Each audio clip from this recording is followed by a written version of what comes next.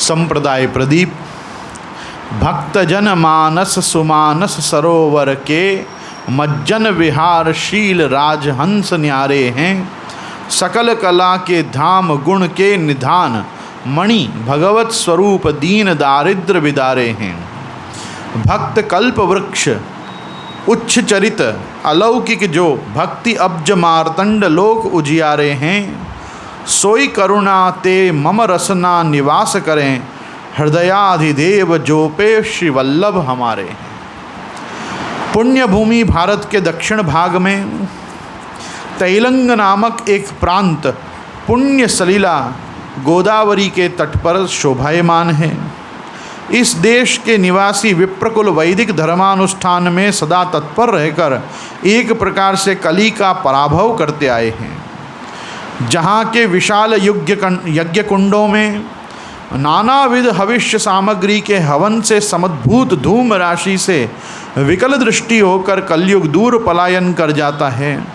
जहाँ आज भी वेदविद ब्राह्मणों के मुख से यथावत उद्घोषित चारों वेद प्रभावशाली स्वरूप में दृष्टिगोचर होते हैं, उसी प्रांत के कांकरवाड़ ग्राम निवासी आदर्श विप्र पंडित प्रवर प्रसिद्ध सोमयाजी कंभम पाटीवारू उपनामक श्री लक्ष्मण भट्ट जी के पुत्र रूप से कुलोदधि सुधाकर भगवद वदनानलावतार श्रीमद् वल्लभाचार्य चरण का प्रादुर्भाव हुआ था। ये बता रहे हैं कि याज्ञनिकों के वंश में, वेदज्ञों के वंश में और प्रकांड पंडितों के वंश में ये उसी तैलंग देश में, तैलंग देश जो है इसमें गोदावरी, कावेरी, कृष्णा, तुंगभद्रा, महानदी ये सब देशों को मिलके ये तैलंग देश मिलता है। किसी काल में श्रीशैल, चिदम्बरम, श्रीशैलम मल्लिकार्जुन जहाँ भगवान विराजते हैं, उससे इतर चिदम्बरम और रामेश्वरम पर्यंत ये द्रविड़ देश की जो स्थिति है, इसमें यही तीन लिंगों के बीच में पंचनद देश होता है, पंचनदी देश होता है। और ये इस देश को ही तैलंग कुल के आचार्यों का निवास स्थान माना गया है। आपको ध्यान होगा प्राचीन काल में जो ऋषि मुनि थे वो भी ज़्यादा समय तक एक स्थान में निवास नहीं करते थे। आपको दक्षिण के देश में करीबन 50 जगह पे अगस्त्य आश्रम मिलेंगे कि यहाँ अगस्त्य मुनि का आश्रम था। तो अपन को आश्चर्य होता है कि अरे ये तो वहाँ है, ये तो वहाँ है, ये तो वहाँ है। तो प्राचीन काल में ऋषि मुनि मोबाइल यूनिवर्सिटी की तरह एक स्थान से दूसरे स्थान अपने आप को ले जाते रहते थे। और बहुत वर्षों पहले सारस्वत नाम का एक याग होता था।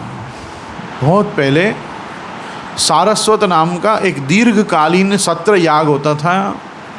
लेकिन सारस्वत याग की विशेषता ये थी कि वो सरस्वती नदी के तट पर ही होता था। जैसे कभी किसी ने गंगा याग या यमुना याग नहीं सुना होगा, लेकिन वेदों में सारस्वत नाम के एक यज्ञ की एक विधा थी जिसमें उनकी यज्ञ कुंड जो था वो बड़े बड़े पहियों के रथ के अंदर मध्य में यज्ञ कुंड बनाया जाता था। और क्षाम्याप्रास नाम का एक बहुत बड़ा दंड होता था, भाले जैसा। आपको याद हो तो जैवलिन होता है ना, जैवलिन थ्रो एक स्पोर्ट होता है, बहुत बड़ा भाला फेंकते हैं। तो एक भाला यहाँ से फेंको, जितनी दूर जाके गिरे उसके बाद वो यज्ञ वहाँ होता था। तो आपका ये गुजरात में जो एक स्थान है ना जिसको धोलावीरा कहते हैं, धोलावीरा वो स्थान है कि जहाँ पे विनशन नाम का तीर्थ था सरस्वती का। सरस्वती नदी कभी हिमालयों से शुरू नहीं हुई। जैसे Ganga glacier, Yamuna glacier, Gangotri glacier, Yamunotri glacier Himalaya में स्थित हैं, वैसे कभी भी सरस्वती जी का जो उद्गम है वो कभी वहाँ से नहीं हुआ। कहाँ से? हिमालय से। तो आप पूछो कहाँ से प्रारंभ हुआ? हम जिसको कुरुक्षेत्र कहते हैं, हरियाणा में एक बहुत बड़ा स्थान है जहाँ से सरस्वती जी का प्रारंभ हुआ था, उद्गम हुआ, और वहाँ से लेकर सरस्वती जी गुजरात के धोलावीरा स्थान में कहीं विनशन नाम के तीर्थ में जाके भूमिगत हो जाते हैं। क्या होते हैं? सरस्वती जी एक ऐसी नदी थी जिन्होंने न कभी हिमालय का स्पर्श किया न समुद्र का स्पर्श।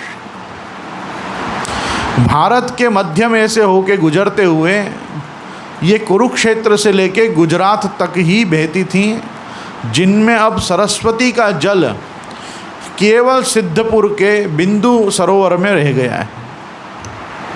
बिंदु सरोवर में जो जल है वो अवशिष्ट जल अब सरस्वती जी का। आज किसी को सरस्वती जी का दर्शन करना हो तो परोक्ष रूप में त्रिवेणी संगम पे उत्तर में, और यहाँ दक्षिण पश्चिम में गुजरात में सिद्धपुर में अपन को सरस्वती जी के बिंदु सरोवर के दर्शन हो जाते हैं। बस बाकी ये नदी जो थी सरस्वती, ये इस गुजरात से लेकर हरियाणा तक और हरियाणा से लेकर गुजरात तक ही बहती थी। ऐसा साइंस कहता हो कि न कहता हो, वेदादि शास्त्रों में इतनी ही सरस्वती के विषय में जानकारी उपलब्ध है। एक महान नदी थी, और आश्चर्य की बात यह थी कि समुद्र और हिमालय से दोनों से संबंध न होने के बावजूद भी ये नदी में 12 महीना जल रहता था। इसकी विशालता गंगा और यमुना से ज़्यादा इसलिए मानी गई है क्योंकि गंगा और यमुना के पास तो हिमालय से जल प्रवाह के स्रोत बने हुए हैं, पर ये तो उन देशों से गुजरती थी कि जहाँ पे इसका पाट भी बड़ा था, गहराई भी बड़ी थी, और उसके बावजूद भी वहाँ से मतलब एक स्थान से एक स्थान ये बहती थी दक्षिण की ओर। और तीर्थ का नाम ही विनशन, विनशन मतलब पूरा हो जाना। एक स्थान है जहाँ पे जाके सरस्वती जी पूरी हो जाती हैं। तो मैं जिस सारस्वत याग के बारे में बता रहा हूँ, जब ऋषि मुनि ये सारस्वत नाम का याग शुरू करते थे तो ये नीचे से ऊपर जाते थे। यज्ञ शुरू कहाँ से होते थे? गुजरात से। तो ये यज्ञ सरस्वती के नदी के पास तटवर्ती देश में जहाँ से नदी का दर्शन हो वहाँ पर ही इसका याग होता था। एक समय का याग कुछ 13 दिन का, 15 दिन का, 17 दिन का पूरा हो जाए, फिर वापस वो फेंका जाता था प्रास। वो जहाँ जाके गिरे फिर वो पूरा यज्ञ कुंड चल के वहाँ शिफ्ट होता था। ऐसे करके 28 साल में ये यज्ञ पूरा होता था। एक सारस्वत सत्र पूरा कब होता था? 28 साल में। और इसमें केवल ये यज्ञ नहीं चलता था, इन 28 सालों में किसी प्रकार का क्रैश कोर्स करा के वहाँ के वेदज्ञ याज्ञनिक ब्राह्मण साथ में चलने वाले लोगों को चारों वेद पढ़ाते थे। कितने? मतलब 28 साल के जीवन में सारस्वत याग करते हुए वो चारों वेदों में निष्णात ब्राह्मण हो जाते थे। तो ऐसे बड़े बड़े याग उस काल में होते थे जिस काल में हम यज्ञनारायण भट्ट और वहाँ से लेके महाप्रभु जी के पिता लक्ष्मण भट्ट जी की बात कर रहे हैं। क्योंकि महाप्रभु जी की भी बैठक चरित्रों में बार बार आता है कि महाप्रभु जी वाक्पति हैं, वाणी के पति हैं, यासु सरस्वती को उल्लंघन करते नहीं। इसीलिए पुष्कर जी के अलावा पूरे राजस्थान में कहीं महाप्रभु जी की बैठक नहीं है। कहाँ बैठक जी है? पुष्कर नामना एक जो तीर्थ है ब्रह्म सरोवर ब्रह्मा जी के मंदिर वाला, उसके अलावा समग्र राजस्थान में, क्योंकि राजस्थान जो देश पड़ता था अरावली पर्वतों की श्रृंखला के उस तरफ, ये ऐसी जगह पे पड़ता था कि जिसके लिए वहाँ जाना हो तो सरस्वती का उल्लंघन करना पड़ता था। सरस्वती लांघे तो आदमी राजस्थान में जाए। ऐसा नहीं है कि वहाँ पे केवल रेगिस्तान था इसलिए महाप्रभु जी वहाँ गए ही नहीं। महाप्रभु जी पुष्कर तक पधारे हैं, पर पुष्कर से आगे कहीं भी आप राजस्थान में पृथ्वी परिक्रमा करते नहीं पधारे हैं, तो गुजरात से भी जब आप वापस ऊपर पधारते तो ये सारस्वत ट्रैक लेते हुए ही आप ऊपर पधारते। मेरे कहने का मतलब है, ये सारस्वत याग बताने का अर्थ ये है कि महाप्रभु जी की पृथ्वी परिक्रमा में किसी को प्रश्न हो सकता है कि 3 बार भारत की परिक्रमा की तो भी कभी राजस्थान में क्यों नहीं पधारे। राजस्थान में इसलिए नहीं पधारे कि तब तक किंचित मात्र भी सरस्वती में जल रहा होगा आज से 500 वर्ष पूर्व। तो वो सरस्वती नदी का उल्लंघन श्री महाप्रभु जी किन्हीं कारणों से नहीं करते। आप बात समझे। इसी प्रकार से ये जो पंचनद देश है, पंचनद प्रदेश देखो उत्तर में भी है, जिसको हम पंजाब कहते हैं। मतलब यह ध्यान आया ना, कितनी नदी बहती हैं? सतलज, चेनाब, बियास, रवि और झेलम।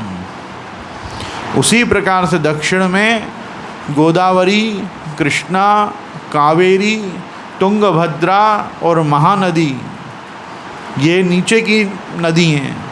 इनसे इतर भी भीमा आदि बहुत छोटी बड़ी नदी हैं, लेकिन हमारा जो कांकरवाड़ जो देश है वो कृष्णा नदी की एक ट्रिब्यूटरी, कृष्णा नदी की एक धारा जाती है जिसको कुंडेरू नाम की नदी कहते हैं, वहाँ की भाषा में कुंडेरू। कुंडेरू नदी के तट पे ये कांकरवाड़ नाम का ग्राम है, जहाँ श्री महाप्रभु जी के पूर्वज विराजते। श्री वल्लभाचार्य के प्राकट्य से कलिकाल के भयभीत होकर दूर भाग जाने से जिस प्रकार उच्छिन्न वैदिक धर्म को एक बार पुनर्जीवन प्राप्त हो गया था, उसी प्रकार मार्गावरोधक अंतराय पर्वत समूह के ध्वस्त हो जाने से भक्ति भागीरथी का लोक पावन प्रवाह भी अविच्छिन्न हो गया। उनके प्रागट्य के समय आकाशवाणी ने भी इसी कथन की पुष्टि की थी।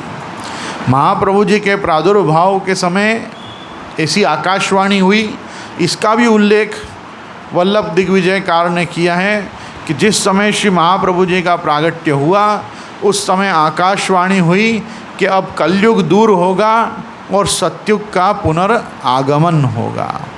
तो यावत महाप्रभु जी की अवतार स्थिति होगी तब तक लोक में सत्युग सम माहौल रहेगा, ऐसा वल्लभ दिग्विजय में भी है। अनुमानतः संवत 1533-34 के पूर्व, ये यहाँ पे श्री गदाधर दास जी अब उपक्रम बता रहे हैं महाप्रभु जी के प्रादुर्भाव का, कि अनुमानतः संवत 1533-34 के पूर्व लक्ष्मण भट्ट जी सपत्नीक जातीय बंधु बांधवों के साथ तैलंग देश से उत्तर भारत में आकर काशी में शास्त्राध्ययनाध्यापन यजन याजनादि विप्रवृत्ति द्वारा जीविका निर्वाह करते हुए निवास करने लगे थे।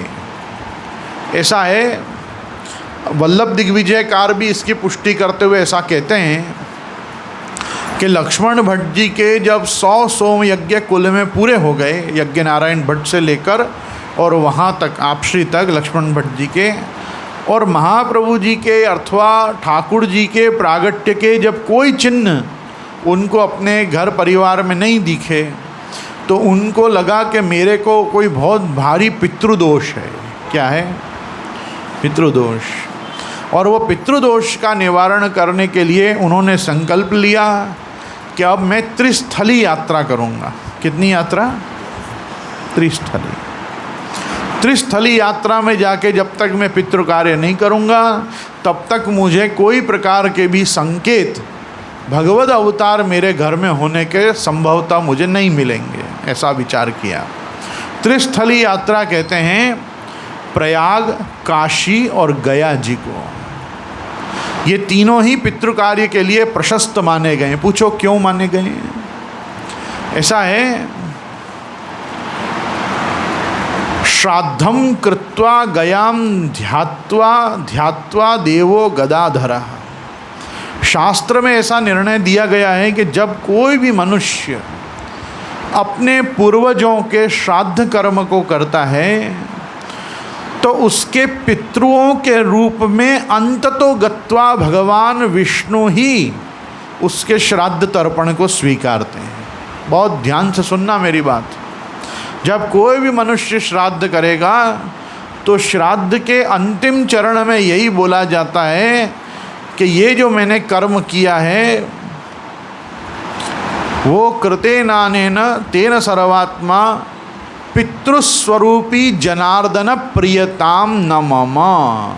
ये मैंने पितृस्वरूपी जनार्दन के लिए किया है कि जो विष्णु ही मेरे पिता पितामह प्रपितामह के रूप में प्रकट हुए हैं या अब हो चुके हैं पितृ रूप से पितृदेव, उन पितृदेवेश्वर विष्णु को, जनार्दन को मैंने ये श्राद्ध दिया है, ऐसा बोलते हैं। तो पितृस्वरूपी जनार्दन प्रियताम न मम। तो श्राद्ध जो होता है वो श्राद्ध रक्षक विष्णु ही स्वीकारते हैं। विश्वे देवा के रूप में भी जो चट लगती हैं वो विश्वे देवा भी जाके वो श्राद्ध का जो भाग है वो अंततो गत्वा भगवान नारायण को ही समर्पते हैं। इसीलिए श्राद्धों में सबसे बड़े श्राद्ध को नारायण बलि कहते हैं। क्या कहते हैं? नारायण बलि। नारायण बलि के से थोड़ा कम श्राद्ध का प्रकार होता है जिसको त्रिपिंडी श्राद्ध कहते हैं।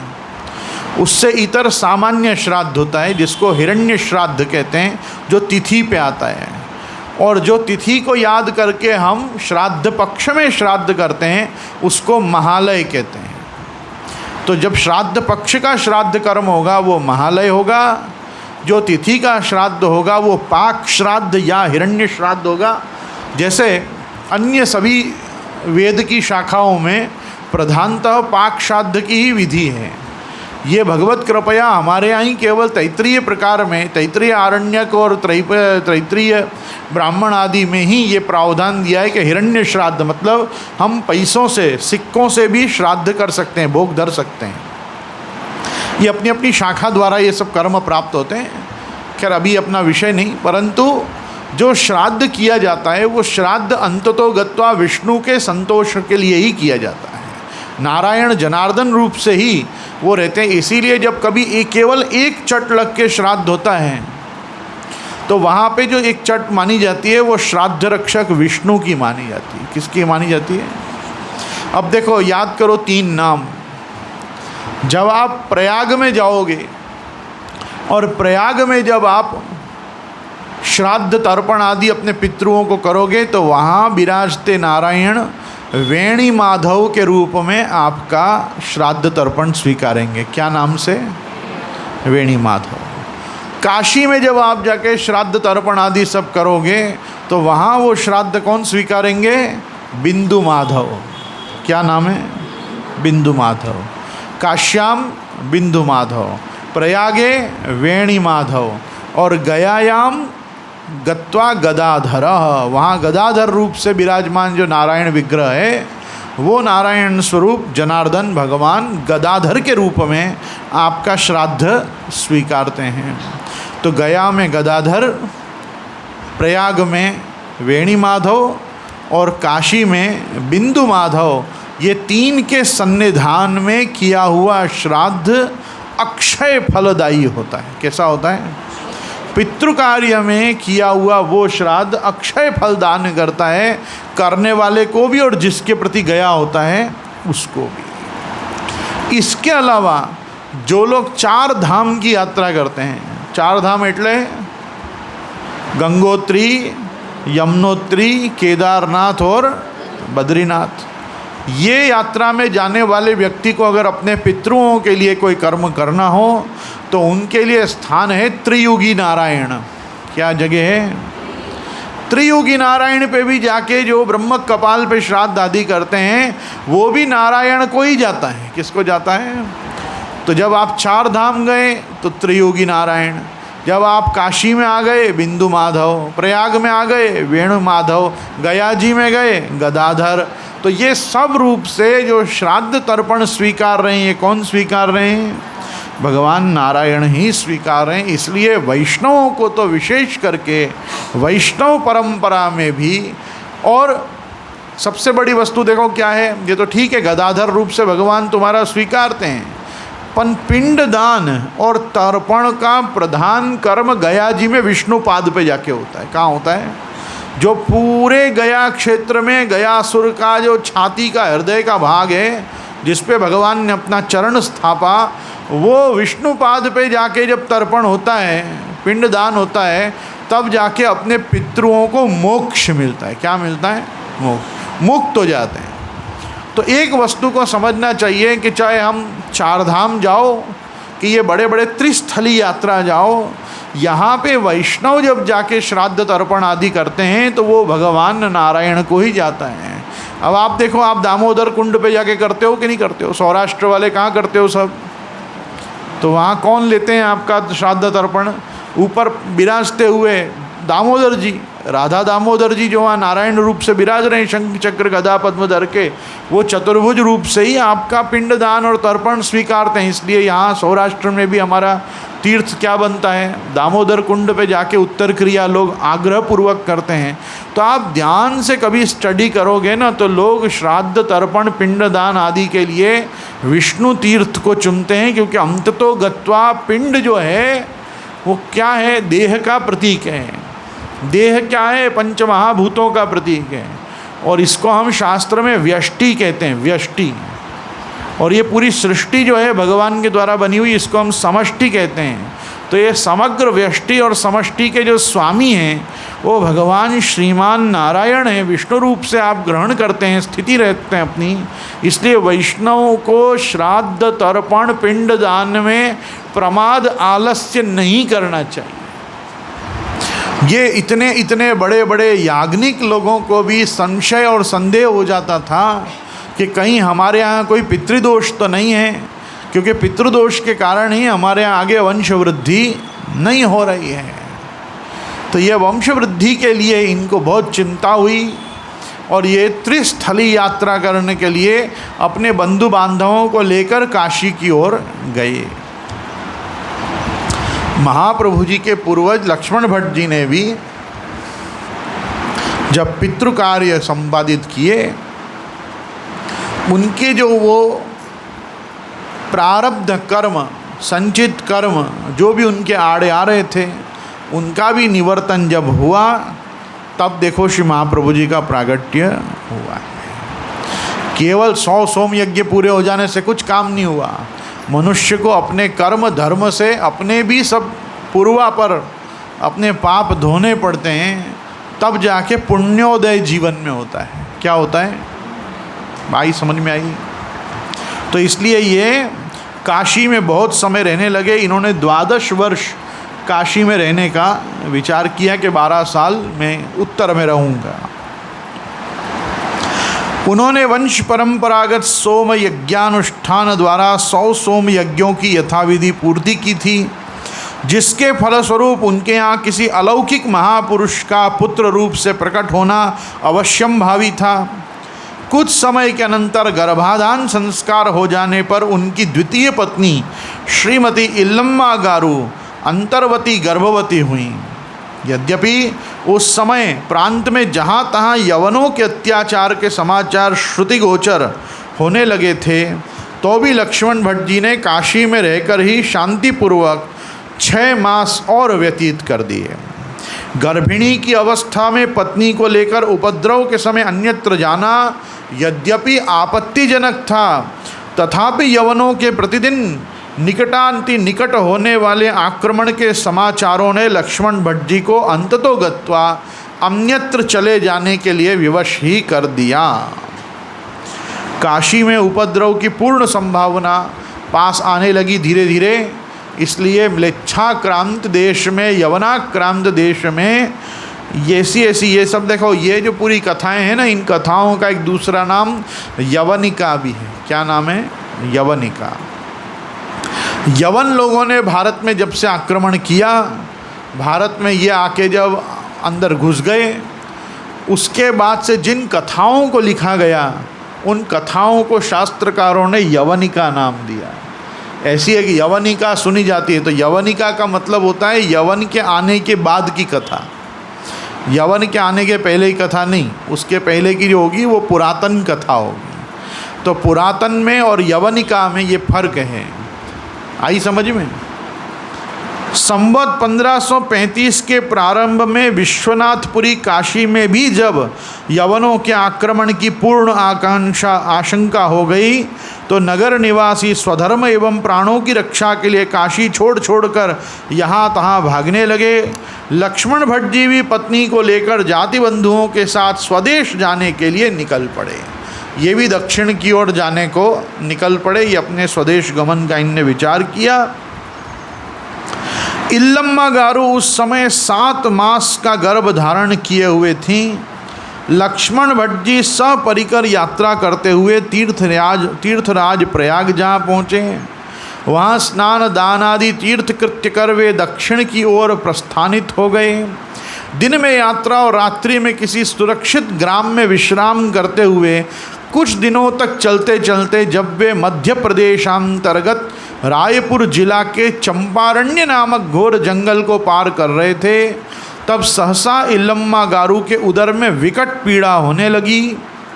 दैनिक यात्रा के कठोर श्रम से उनके शरीर के अत्यंत शिथिल हो जाने के कारण वैशाख कृष्ण एकादशी को शमी वृक्ष के नीचे सप्तम मासिक गर्भ से अलौकिक तेजोवेष्टित एक मनोहर बालक का प्रागट्य हो गया। गर्भ की अपरिपक्वावस्था से नवजात बालक को निश्चेष्ट एवं मृत जानकर लक्ष्मण भट्ट जी ने उसी शमी वृक्ष के नीचे पत्तों के ढेर में बड़े दुख के साथ उसको छिपाकर रख दिया। निरापद स्थान में जहाँ पहुँचने की त्वरा तथा अरण्य की भयानकता के कारण बालक की अवस्था पर विशेष विचार किए बिना वे सब लोग मोह छोड़कर वहाँ से चलकर सायंकाल तक चौड़ा नगरी, जिसका दूसरा नाम क्या है, चतुर्भद्रपुर। चौड़ा नगर का नाम क्या है, चतुर्भद्रपुर। वापस बोलो, वाह, इसी को चौड़ा नगर कहते हैं। ठीक है, तो वहाँ पहुँच गए। चौड़ा नगरी में जहाँ पहुँचे, रात्रि को भोजनादि के उपरांत विश्राम करते समय प्रवासी जन समुदाय के हृदयों से सहसा एक अनिर्वचनीय आनंद का आविर्भाव होने लगा। उन्हें उस समय ऐसा ज्ञात हुआ कि हम लोगों के सिर में से एक बड़ी आपत्ति टल गई हो। प्रसन्न चित्त होकर वार्तालाप करते समय नगर से लौटकर आए हुए कुछ साथियों के मुख से यह समाचार मिला कि काशी में उपद्रव की पूर्ण रीत्या शांति हो गई है, पूर्ववत व्यवस्था स्थापित हो गई है। इस संवाद को सुनकर सब लोगों को बड़ी प्रसन्नता हुई। उनमें से कुछ लोग दक्षिण जाने के विचार पर ही दृढ़ रहे और कुछ लोग काशी लौट जाने का विचार करने लगे। आपको आश्चर्य होगा जानकर, ये यवनों का उपद्रव जो काशी में हुआ था, इस समय न काशी के राजा और न अन्य किसी प्रकार की भारतीय राजसत्ता यवनों को मार पीट के भगा पाई। इस उपद्रव के समय पर समग्र हिमालय के दंडी सन्यासियों ने यवनों को मार मार के भगाया, जिनको हम नागा साधु कहते हैं। क्या कहते हैं? ये नागा साधुओं ने काशी का ये उपद्रव टाला था जिस समय श्री महाप्रभु जी का प्रादुर्भाव हुआ। काशी एक ऐसा भारत का केंद्र बिंदु स्थान है कि उसकी रक्षा के लिए प्रायः सभी राजसत्ताओं ने भरचक प्रयास किया कि काशी की अपनी एक अलग ही विलक्षण अखंडता, धार्मिक अखंडता उसकी यथावत रहे। इसलिए जैसे ही सब ठीक हो गया तो कुछ लोगों ने दक्षिण अपने गांव जाने का ही विचार किया और कुछ लोगों ने वापस काशी लौट जाने का। वृद्धावस्था में काशी निवास की विशेष अभिरुचि एवं स्वदेश जाकर पुनः काशी आने के द्रविड़ प्राणायाम से बचने के लिए लक्ष्मण भट्ट जी ने पत्नी से परामर्श कर काशी लौट जाना ही उपयुक्त समझा। स्वजन संबंधियों के साथ काशी लौटते हुए दूसरे दिन लक्ष्मण भट्ट जी चंपारण्य में उसी स्थल पर पहुँचे जहाँ वे बालक को छुपा कर रखाए थे। शमी वृक्ष को देखते ही इल्लम्मा गारू का वात्सल्य भाव उमड़ पड़ा। वे शिशु की परिस्थिति जानने को अत्युत्कंठित हो गईं।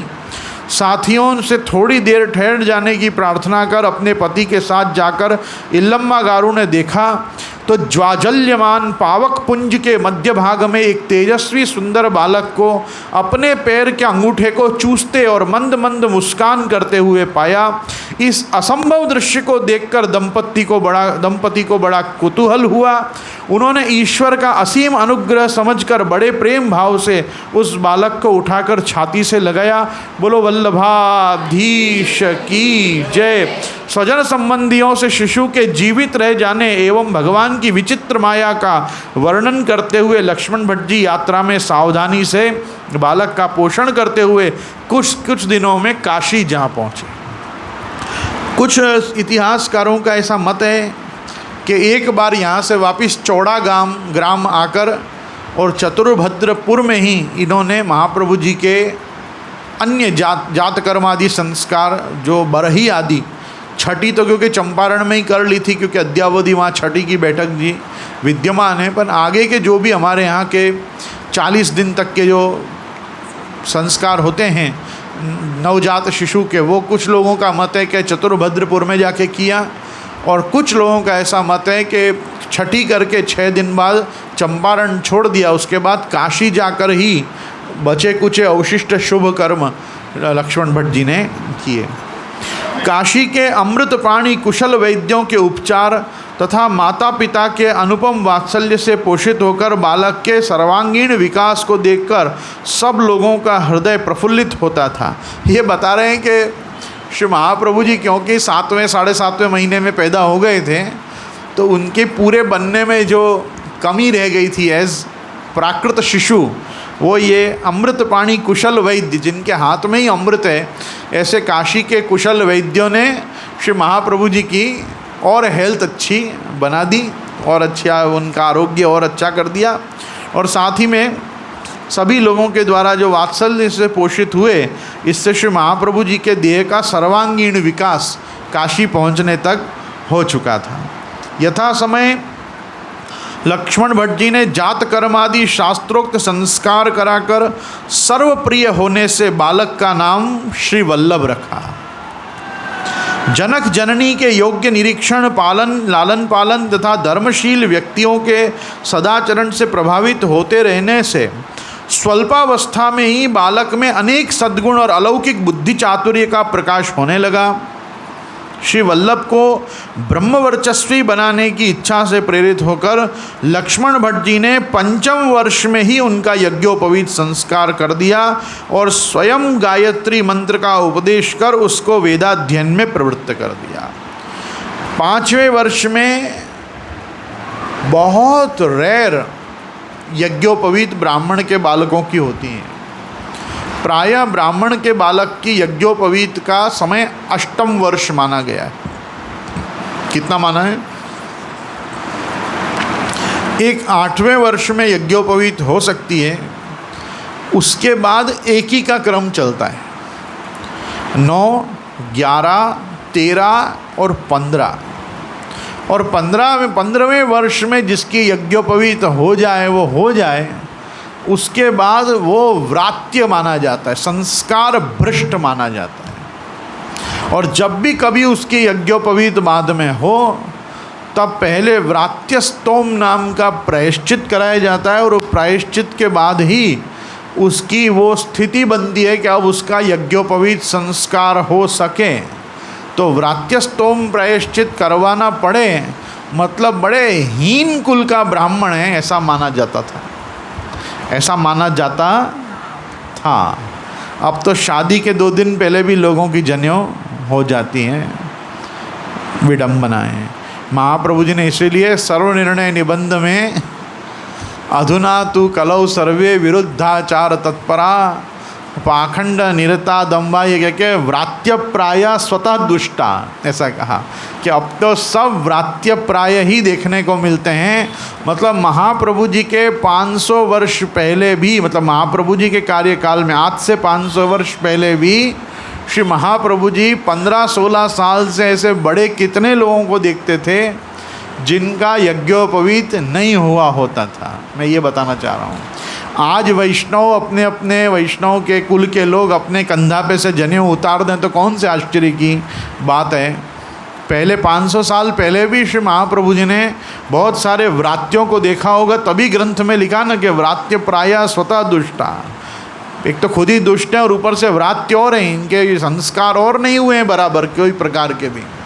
तो कहने का मेरा मतलब ये है कि आज जब वैष्णव आके बताते हैं कि भाई हमारे बेटा हमारे पति अब जनेऊ नहीं पहनते, तो हमको बहुत आश्चर्य नहीं होता है। हाँ, हो सकता है जब वैष्णव कंठी नहीं पहनते तो जनेऊ की तो बात ही क्या रह गई। ऐसा इतनी दुर्दशा इस समय भारतीय संस्कृति, संस्कार और धर्माग्रह की हो चुकी है।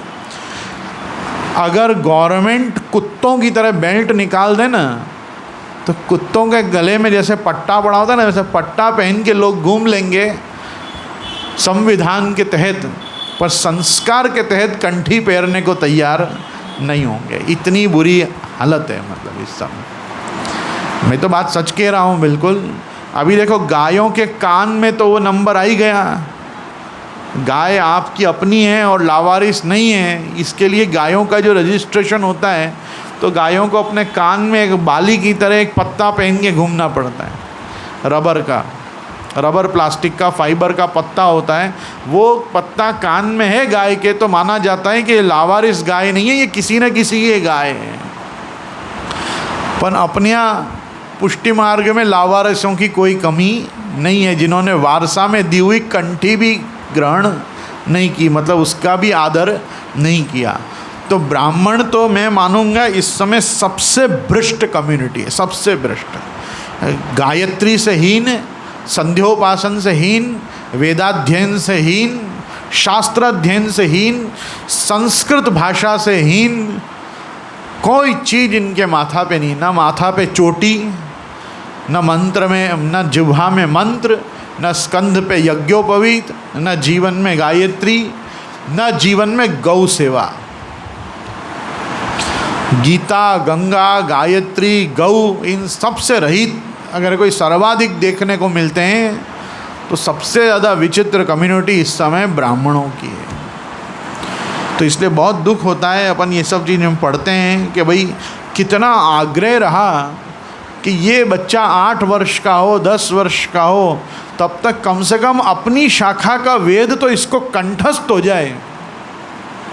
अभी देखो बहुत लोग हैं जो आज भी है ना रक्षाबंधन पे जनेऊ बदलते हैं। क्या बदलते हैं? रक्षाबंधन के दिन श्रावण की पूर्णिमा पे, श्रावण शुक्ल पूर्णिमा पे लोग जनेऊ ही बदलते हैं, जिसको वैदिक भाषा में, मर्यादा मार्गीय भाषा में श्रावणी कहते हैं। उपाकर्म और उत्सर्जन, क्या कहते हैं? उपाकर्म और उत्सर्जन, ये श्रावणी होती है। अभी लोग आज भी फालतू में जनेऊ बदल रहे हैं, पता ही नहीं जनेऊ क्यों बदल रहे हैं। किसी ने किसी को पूछा नहीं कि यज्ञोपवीत क्यों बदली जाती है, आधों को तो पता भी नहीं होगा, और जो बचे कुछों को पता होगा उनको खाली इतना पता होगा कि मेरे श्रावण की रक्षाबंधन के दिन मेरे जनेऊ बदल लेनी। अभी पूछो उसका कारण क्या है? भाई कारण बहुत इतना सा रहता था कि 1 वर्ष में उसको अपनी शाखानुसार उसकी संहिता, ब्राह्मण, आरण्यक, उपनिषद, एक वेद पारायण कंप्लीट होता था। तो वेद पारायण उसका 1 वर्ष में ब्राह्मण का या ब्राह्मण के बच्चे का कंप्लीट होता था। तो जितनी भी ब्राह्मणोचित उसके ऊपर चिन्ह विद्यमान थे, उनका नवीनीकरण होता था।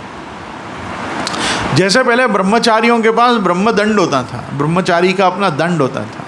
अब जनेऊ होती थी छोटे छोटे बच्चों की, वो बड़े होते जाते थे, तो उनका दंड तो छोटा होता चला जाता था, वो दंड से बड़े होते थे। दंड विधान ऐसा बताया गया है कि किसी भी ब्रह्मचारी का या यति का जो दंड उसके साथ होता है, वो उसके कान से ऊपर जाना चाहिए। ये कान का पत्ता अपना होता है ना, उससे वो दंड ऊंचा होना चाहिए, कान के पत्ते से। क्या कारण है वो तो मुझे भी नहीं मालूम, इतना मालूम है कि दंड हमेशा अपने कान से ऊपर होना चाहिए, मतलब कम से कम अपनी हाइट का होना चाहिए। सीधी बात ये है। और अगर वो कान से छोटा हो जाए दंड, मतलब आप लंबे हो जाओ, तो वेट करो श्रावणी के आने का। श्रावणी पे आने पर मुंजी, मेखला, दंड, कुशासन, ये सब चीज़ों को बदला जाता था। क्योंकि आपको ध्यान होगा, बहुत कम लोगों को ध्यान होगा, जन्माष्टमी के बाद की जो अमावस्या आती है ना, कौन सी? जन्माष्टमी एटले भादरवा। हाँ, तमारू श्रावण आवे, तमार लोगों नहीं खबर पड़े कि भादरवा आवी गयो, पर जन्माष्टमी आती है भादरवा में। और भादरवा की जो अमावस्या होती है ना, उसको कुशोत्पाटिनी अमावस्या कहते हैं। क्या कहते हैं? साल भर में तुम्हारे जीवन में जितनी कुशा की आवश्यकता है, जितना कुश तुमको चाहिए, कुशासन के लिए, मेखला बनाने के लिए, पवित्र बनाने के लिए, तर्पण करने के लिए, श्राद्ध कर्म करने के लिए, पहले ब्राह्मण कुशा और कुशासन खरीदते नहीं थे। पहले ब्राह्मण कुशोत्पाटिनी अमावस्या पे जाके जंगलों में 7 या 5 प्रकार की घास, मुंजा, कुशा, दर्भ, ये सब जिनके एक ही कार्य शास्त्र ने माने हैं, इनको वहाँ से उखाड़ के लाते थे। उखाड़ के लाके अपने घर की छतों पे इनको सुखाते थे। सुखाने के बाद इनके आसन बनाते थे और आसन बना के आसन, पवित्री, मेखला आदि के रूप में इसका उपयोग करते थे। तो ये 1 साल ही चलती थी। कितनी चलती थी? 1 साल। 1 साल बाद, अच्छा उसमें भी बीच में अगर कोई ग्रहण आ जाए तो ग्रहण के बाद वो पुराने कुशासन निकाल के वापस नए कुशासन उपयोग करते थे। जिनको अभी बांध के कुशाओं को आसन नहीं बनाया है वो, तो घर में बहुत सारी घास का स्टॉक जैसे अपनी गाय के लिए रखते थे, वैसे अपने वैदिक कर्म कांड के लिए भी ब्राह्मण अपने घर में दर्भ, मुंजा और कुशा संग्रहित करके रखते थे। आप विचार करो कि कैसे लोग होंगे। और वो फ्रेश वस्तु निकाल के, नवीन वस्तु निकाल के वो उसका उपयोग करते थे। ये ऐसे अलौकिक ब्राह्मण, आध्यात्मिक ब्राह्मण होते थे। आज ये सब बातें किसी ब्राह्मण को पता ही नहीं होती। इसलिए मैं कह रहा हूँ कि ब्राह्मण जो कम्युनिटी है वो इस समय सबसे गई गुजरी भ्रष्ट मात्र कम्युनिटी है। ना घर में तर्पण होता है, ना घर में संध्या होती है, ना घर में स्वाध्याय होता है। आपको एक बात मालूम होगी, प्राचीन काल में कोई ऐसा ब्राह्मण नहीं होता था जिसके यहाँ बलि वैश्वदेव नाम की एक विधि नहीं होती हो। बलि वैश्वदेव करके ही व्यक्ति भोजन करने बैठता था। आज भी कतिपय कितने वैष्णव संप्रदायों के ऐसे मठ हैं कि जहाँ मठ के मठाधीश या प्रधान जो आचार्य हैं वो जब तक बलि वैश्वदेव प्रयोग न कर लें तब तक किसी की पातल नहीं लगती है। देव पूजन होता है, देव यजन होता है, उसके बाद गोग्रास निकलता है, गोग्रास निकल के बलि वैश्वदेव होता है, उसके बाद ही मठ में लोगों का ब्राह्मण भोजन शुरू होता है। आज भी ये विधा है, बहुत जगहों पे है। तो बलि वैश्वदेव होना, तर्पण नित्य होना, त्रिकाल संध्या होना, स्वाध्याय मतलब ब्रह्म यज्ञ होना, ये सब जिनके कुल में, परंपरा में होता है, वास्तव में वही ब्राह्मण हैं जो नमन के योग्य हैं, पूजन के योग्य हैं। उन्हीं के लिए शास्त्र में ये भूमि देवाहा, ते भूमि देवाहा, भूमि पे जो देव, भूदेव, भूदेव એટલે ब्राह्मण, भूदेव शब्द उन्हीं के लिए कहा जाता था जिनमें संतोष की प्रधानता होती थी और संतोष की प्रधानता के साथ अपरिग्रही होते थे। ज़्यादा परिग्रह नहीं करते थे, लुटेरे नहीं होते थे, डकैत नहीं होते थे। अभी के जो ब्राह्मण हैं वो सब लुटेरे हैं। लुटेरे इसलिए क्योंकि खुद तो कर्म भ्रष्ट हैं और दूसरों से बड़ा बड़ा कर्म करा करा के और बस माल बटोर रहे हैं कि ये दान करो, वो दान करो, वो दान करो। हमारे वल्लभाचार्य जी का ही तो प्रसंग है ना कि वो लोह पुरुष का दान, कोई काल पुरुष का दान ले नहीं पाया, स्वर्ण पुरुष का क्यों नहीं ले पाया? उतना ब्रह्म तेज ही किसी ब्राह्मण में उस काल में भी नहीं था कि कोई उतना तेजस्वी हो कि काल पुरुष के का दान लेने की सामर्थ्य रखता हुआ वो दान लिया तो राजा तो मुक्त हो गया, अब तुम मर जाओगे। तो राजा भी आरोग्यवान हो जाए और तुम भी ना मरो, उतना गायत्री का तेज जिसमें हो वही ब्राह्मण काल पुरुष का दान लेने में सक्षम होता था। और ये तो वार्ता और बैठक जी चरित्र में और अपने प्रसंग ग्रंथों में ये जो काल पुरुष के दान की घटना है, ये तो महाप्रभु जी के एक सेवक से महाप्रभु जी ने करवाया। लेकिन महाप्रभु जी के आसुर व्यामोह के बाद महाप्रभु जी के पुत्र गुसाई जी, गुसाई जी के पुत्र गिरधर जी के तृतीय पुत्र गोपीनाथ दीक्षित जी के समय पर भी एक राजा को सेम समस्या आई। और यही समस्या के समय राजा ने विचार किया कि भाई मैं काल पुरुष का दान करूं, कहीं से ऐसे ब्राह्मण को लेकर आओ कि जो ये काल पुरुष का स्वर्ण के उसके राजा के जितनी मूर्ति का दान ले सके। और उस समय में भी हाहाकार ब्राह्मणों में मच गया कि कौन ले ये दान और कौन मरे। तो तब ब्रज देश में, ब्रज प्रदेश में इस प्रकार की पूरी जब फैली वार्ता, तब उस समय श्री गिरधर जी के तृतीय पुत्र गोपीनाथ दीक्षित जी ने कहा कि इसमें कौन सी बड़ी बात है, मैं लेके आता हूँ दाम।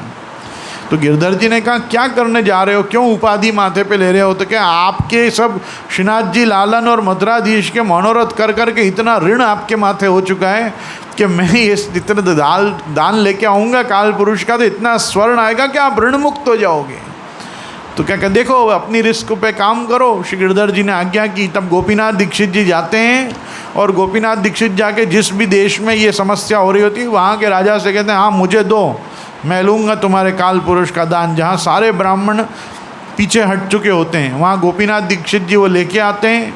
लेके आने के बाद पर्वत पे विराजमान श्री जी के मंदिर को ऋणमुक्त करते हैं, गोकुल में गिरधर जी को ऋणमुक्त करते हैं। अन्य अपने बंधु बांधवों को पूछते हैं कि इतने वर्षों में तुम्हारे माथे पे कोई ऋण हुआ हो तो मैं अभी इतना स्वर्ण संग्रह करके आया हूँ कि अपन सबको दे के निवृत्त हो सकते हैं। तो अपने जाति के बंधु बांधवों को भी जब वो पर्याप्त प्रचुर मात्रा में स्वर्ण दे के सबको प्रसन्न करते हैं तो श्री गिरधर जी उनकी उदार भावना देख के आज्ञा करते हैं कि नवनीत प्रिया जी को छोड़कर जो चाहिए निज मंदिर में से ले आओ, मैं तुम पे इतना प्रसन्न हूँ।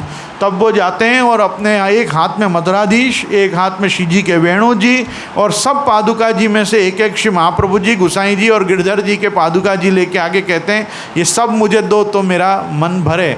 तब वो उनको अपना तिलक करते हैं और गिरधर जी अपने सामने ही अपने सबसे छोटे बेटे को प्रथम पीठाधीश्वर बनाते हैं। क्या बनाते हैं? प्रथम पीठाधीश्वर। और उनसे जो बड़े थे दामोदर जी, उनको श्रीजी लालन सौंपते हैं, उनको तिलकायत बनाते हैं।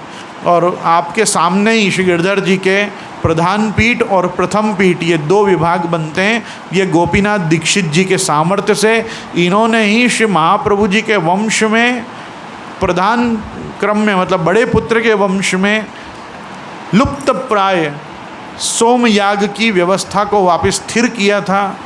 तो यज्ञ में दीक्षित होने के कारण ही इन गोपीनाथ जी का नाम गोपीनाथ दीक्षित पड़ा था। तो हमारे वंश में तो, मतलब हमारे पूर्वजों में तो, पूर्वजों ने भी और महाप्रभु जी के शिष्यों ने भी एक समय पर ये काल पुरुष का दान लिया है। तो हमारे यहाँ तो ये कभी समस्या रही नहीं कि किसी के कर्म लोपत्वेन ब्राह्मणत्व क्षीण हुआ। और अद्यावधि हमारे यहाँ संध्या जप पाठ का आग्रह भगवत सेवावत ही हमारे बड़ों की कृपा से, तात चरण की, पितृचरण की कृपा से रहा है। तो मेरे आज कहने का मतलब ये है कि इस समय के जो ब्राह्मण थे, जो महाप्रभु जी की 5 वर्ष में यज्ञोपवीत करा दी, इतने छोटे से बच्चा की, आज 5 साल के बच्चा को चड्डी संभालना नहीं आता, उसको शिखा और यज्ञोपवीत संभालनी पड़े, तो आप विचार करो कि कितना उसका धर्म संस्कार विषय ज्ञान प्रौढ़ हो चुका होगा कि वो अपनी प्रौढ़ता के कारण आग्रह रखता है कि नहीं मुझे तुम यज्ञोपवीत करा दो, तो जिससे मैं शास्त्र अध्ययन और विधिवत कर सकूं। बोलो वल्लभाधीश की जय।